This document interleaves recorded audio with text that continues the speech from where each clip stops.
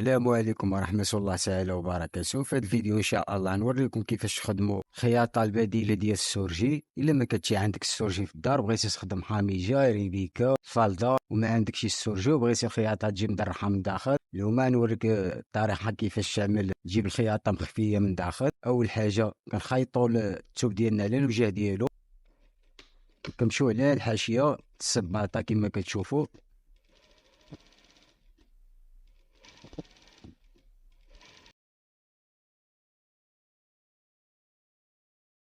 كنحاولوا نحدقوا هاد الخياطة ديالنا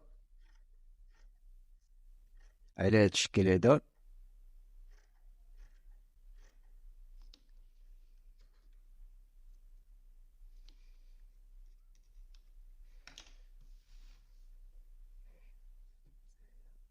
كنحلبوا البياسة ديالنا، كندوزو لا خياطة من داخل على هاد الشكل هذا لحد السباطة عاوتاني.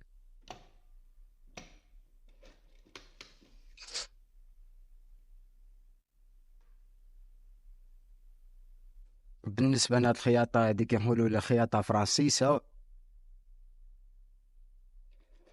وكنهبطو على الحاشية السباطة كما كتشوفوا.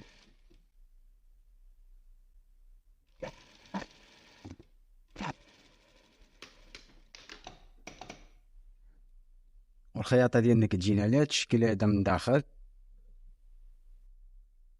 مع على برا كتجينا مفينية كما كتشوف. هادي هي الخياطة البديلة السورجية. وما تنساوش يجيمو كومونتير واشتراك في القناة باش يوصلكم كل جديد، والتوفيق للجميع ان شاء الله.